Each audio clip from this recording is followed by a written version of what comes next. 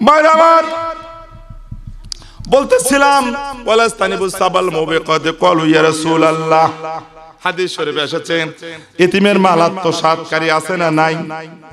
বাংলার জমিনে রহরহ শোনা গেছে বাংলাদেশের প্রধানমন্ত্রী খালেদা জিয়া, বেগম খালেদা জিয়া আছে না নাই? 2 কোটি টাকা এতিমের মাল আত্মসাৎ করেছে, যার কারণে তার কারাদণ্ড। কথা বলেন ঠিক কিনা? ইরে বাপ রে বাপ, যে বিচার করেছে তাতে এতিমের মাল আর কেউ খাবে? দেখা যায় বর্তমান যারা ক্ষমতাশীল ব্যক্তি আছে তৃণমূল থেকে বৃহত্তর পর্যন্ত এদের ভেতরে লক্ষ লক্ষ কোটি কোটি টাকা এতিমের মাল ঢুকে আছে। কথা বলেন ঠিক কিনা? হুজুর সাবধানে কথা বলেন। এখন পরিস্থিতি কি বোঝেন না? খুব সাবধান, কথা বলবেন না। কথা বললে হিসাব করে কথা বলতে হবে। আরে বাবা, হুজুররা তো বেহিসাবি কথা বলে না। হাদিস থেকে তুলে ধরলে যদি বেহিসাবি হয় তাহলে মানুষগুলি গুমরাহ হতে বেশি সময় লাগবে না, গুমরাহ হওয়ার জন্য সময় চলে আসছে। কথা বলেন ঠিক কিনা? হ্যালো, আসসালামু আলাইকুম। কে বলছিলেন? জি ভাইজান, কে বলছিলেন আপনি? হ্যালো ভাই, শোনেন, সব সময় সব কথা বলবেন না, বুঝছেন? আপনি নেতা থাকেন না যাই থাকেন, সব সময় সব কথা বলবেন না। এখন কোরআনের তালিম দিচ্ছি, আলোচনা করতেছি। ফোন করলে আপনি পরেও তো এটা বলতে পারতেন আমাকে। ছি, ধিক্কার জানাই আপনাদেরকে আমি। ভাইরা আমার, বলতেছিলাম আল্লাহ তাআলা বললেন দুনিয়ার জমিনে যাদেরকে ক্ষমতা দান করব, ক্ষমতা পাওয়ার পর 4টি জিনিস, 4টি পয়েন্ট দাঁড় করাতে হবে। 1 নম্বর হলো সালাত, 2 নম্বর হলো যাকাত, 3 নম্বর হইল সৎ কাজের আদেশ, 4 নম্বর হইল অসৎ কাজগুলোতে বিরত থাকা। এই বাংলাদেশের জমিনে আছে সালাত প্রতিষ্ঠা করবে এমন ব্যক্তি, দায়িত্বশীল ব্যক্তি সেখানে আছে নাই? যাকাতের কথা তো দূরের কথা, যাকাত পাইলে আরো খাবে। সৎ কাজের আদেশ আর কে দেবে? অসৎ কাজ নিয়ে সরাসরি কথা বলেন ঠিক কিনা? হযরত উসমান রাদিয়াল্লাহু তাআলা আনহু ইনি বলেন আমাদেরকে বিনা কারণে ভিটা মাটি হইতে তাড়িয়ে দিয়েছে। যখন ক্ষমতা পাইলাম, রাষ্ট্রনেতা যখন আমরা হলাম, ক্ষমতা পাওয়ার পর আমরা এই 4টি কাজ বাস্তবায়ন করেছি রাষ্ট্রতে। জোরে বলেন সুবহানাল্লাহ। ভাইরা আমার, অবশ্যই শুনেছেন বাংলাদেশ নয়, পার্শ্ববর্তী মিয়ানমারে ওয়াকাতুন নাফসিল্লাতি হারামাল্লাহু ইল্লা বিল হক, হাদিসটা রাওয়াহুল বুখারী থেকে আসছে। বাজান রে আমার, তাদেরকে ভিটা মাটি হইতে উচ্ছেদ করে দিয়েছে কিনা? মিয়ানমার থেকে ভিটা মাটি থেকে উচ্ছেদ করে দিয়েছে। এবার বন্ধুরা আমার, কেন উচ্ছেদ করে দিল? মুসলমানদেরকে তো তারা সহ্য পায় না। মুসলমানদেরকে তারা সহ্য না পাওয়ার কারণে এক শ্রেণীর লোক আছে যারা জালেম, সেই জালেমরা মুসলমানদের হায়না, মুসলমানদের জন্য হায়না রক্ত চুষে খাচ্ছে। খাওয়ার পর তারা একবারে কতল করে দিল, ফোরাত নদীতে ভেসে দিল। কিছু লোকগুলো বাংলাদেশে অবস্থান করতেছে। কথা বলেন ঠিক কিনা? এবার এই জালেম শাসক, মহিলা শাসক, আল্লাহর গজব পড়েছে, মুসলিমদের গজব পড়েছে। গজব পাওয়ার কারণে মুসলিমদের যারা উপর অত্যাচার করেছে, অত্যাচার যারা করে তারা মুসলিম, আল্লাহর কাছে দোয়া কিন্তু এদের কবুল হয়। কথা বলেন ঠিক কিনা? এর নাম হলো অং সান সুচি। অং সান সুচি বর্তমান গ্রেফতার হয়েছে। বর্তমান ওই দেশের সামরিক শাসন ক্ষমতায় যারা আছে তারা তাকে গ্রেফতার করেছে। আল্লাহর গজব শুরু হয়েছে। বাজান রে আমার, যারা মুসলমানদের রক্ত চুষে খায়, দেহ মোবারক কতল করে, তাদেরকে আল্লাহ রাব্বুল আলামিন ছাড় দেয় না। কথা বলেন ঠিক কিনা? এমনি করেই চলে যান কাশ্মীরে, ভারতবর্ষে কাশ্মীরে চলে যান, দেখতে পাবেন মুসলমানদের উপর যে অত্যাচার চলতেছে বাজান রে আমার। একই অবস্থা, শুতে পাচ্ছে না, খাইতে পাচ্ছে না। এই মুসলমানদেরকে একেবারে নিশ্চিহ্ন করতে পারলেই ফিরআউনের বাচ্চারা জয়লাভ করবে। নারায়ে তাকবীর। বাইরে আমার হাদিস শরীফ তুলে ধরেছিলাম, অকতলুন নাফসিল্লাতি হারামাল্লাহু ইল্লা বিল হক। বাংলাদেশের জমিনে খুন গুম আছে না নাই? কথা বলেন না কেন? এই খুন গুম বাংলাদেশের জমিনেও হচ্ছে।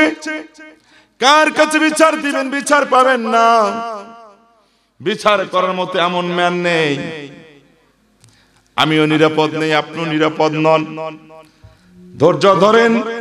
আপনিও যেদিন খুন হয়ে যাবেন, আপনাকেও যেদিন গুম করবে, সেই দিন বুঝতে পারবেন। বোঝা যাচ্ছে বাংলাদেশে নামে মাত্র 95% মুসলমান, কিন্তু গুনতে গুনতে 2% মুসলিম পাওয়া যাবে না। কথা বলেন ঠিক কিনা? যার কারণে বাতিলেরা মাথার উপর চেপে বসছে। কথা বলেন ঠিক কিনা? দাড়ি অনেক মানুষেরও আছে, আবু জেহেলের দাড়ি ছিল। কথা বলেন ঠিক কিনা? এই আবু জাহেল মার্কা দাড়ি সমাজের কোনো উন্নতি করতে পারবে না। কথা বলেন ঠিক কিনা? ভাইরা আমার, ওয়াকলু মালিল ইয়াতীম ওয়াকলুর রবা। বাংলাদেশের জমিনে সুদ আছে না নাই? এই প্রত্যেক ঘরে সুদ আছে না নাই? এই সুদও খায় মসজিদের ইমামও, সুদও খায় মসজিদের সেক্রেটারি, সুদও খায় ব্যাংকের সাথে লেনদেন আছে না নাই? এদের দ্বারা ইসলাম কায়েম হবে না। এদের দ্বারা ইসলামের 1 পয়সার উপকার হবে না। হাতে গোনে যদি সাইজ করা যায়, আপনারা কার কার সঙ্গে সুদের, কোন কোন ব্যক্তি সুদের সঙ্গে জড়িত আছে এখন যদি হাত তোলেন, বেরাক টেরাক, এরপরে গ্রামীণ ব্যাংক, আশা, যত ধরনের ব্যাংক বেলে চালু করে দিয়েছে, সমস্ত মানুষগুলি ব্যাংকের সাথে জড়িত। কথা বলেন ঠিক কিনা? যার কারণে বাংলাদেশ থেকে দোয়া করলে আল্লাহর দরবারে পৌঁছে না। আল্লাহ রাব্বুল আলামিন বললেন, আমি সুদকে সংকুচিত করে দিয়েছি, আমি ব্যবসাকে বর্ধিত করে দিয়েছি। কথা বলেন ঠিক কিনা? সাইড করেন, প্রত্যেক মানুষকে সাইড করে দেখেন কতগুলো মানুষ ব্যাংকের সঙ্গে জড়িত আছেন। কপালে ঘা করলেও আল্লাহর দরবারে কবুল হবে না। অপেক্ষায় থাকেন, ধৈর্য নিয়ে অপেক্ষায় থাকেন। শেষ হয়ে যাবেন, ধ্বংস হয়ে যাবেন। সামনে দেখতে পারেন উহুদ পরিমাণ পর্যন্ত মনে হয় আমার টাকা পয়সা হয়েছে, ফিরিয়ে টাকা দেখেন আপনি 5%ও খাইতে পারবেন না। এর আগেই আপনার বাল ফিউজ হয়ে যাবে। কথা বলেন ঠিক কিনা? এরপরও কি বাংলার জমিনে এত কোরআন হাদিসের আলোচনা দেওয়া হয়, কেউ সুদ ছাড়লো? শয়তানের দলই বলে। আদম আলাইহিস সালামের সন্তানরা আল্লাহ যখন ওয়াদা নিল, আল্লাহ বললেন, এই তোমাদেরকে যে আমি জাহান্নাম দিচ্ছি, কেন দিচ্ছি? তোমাদের কাছ থেকে তো অল্পই চেয়েছিলাম। দুনিয়ার জমিনের তোমাকে যদি সমস্ত কিছু দেওয়া হয়, তারপরে কি তুমি জাহান্নাম থেকে মুক্তি পেতে চাও? কয় আল্লাহ আমি তাই দেব। আমার দুনিয়াতে যা আছে আমি সব কিছু দিয়ে মুক্তিপণ দিও আমি এই জাহান্নাম থেকে পরিত্রাণ পেতে চাই।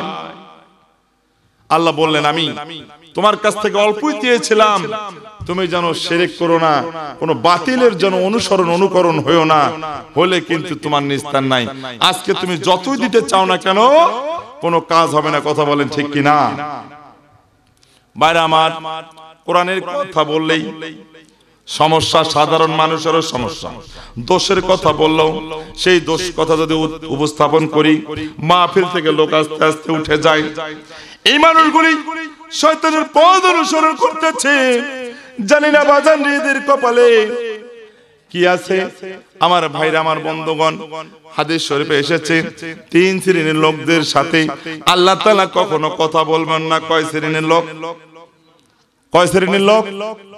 3 শ্রেণীর মধ্যে প্রথম নাম্বার হচ্ছে বৃদ্ধ জিনাকারী।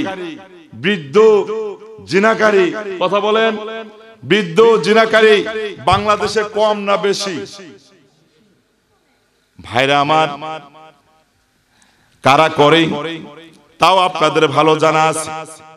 কোন কোন ব্যক্তি বৃদ্ধ অবস্থায় জিনা করে তাও আপনাদের ভালো জানা আছে।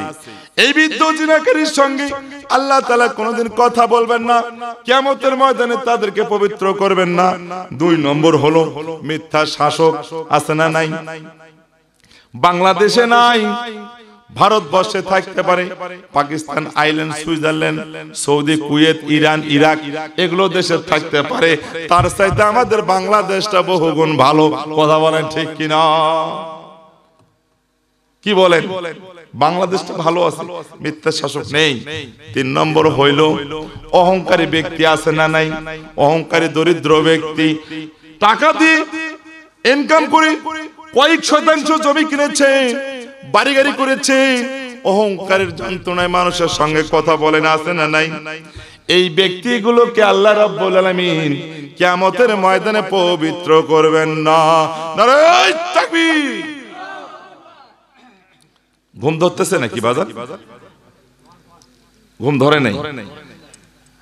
আবু উমামা রাদিয়াল্লাহু তাআলা আনহু থেকে বর্ণিত, আল্লাহ রাসূল সাল্লাল্লাহু আলাইহি ওয়াসাল্লাম বলেছেন, আমাকে মিরাজ দেখানো হলো।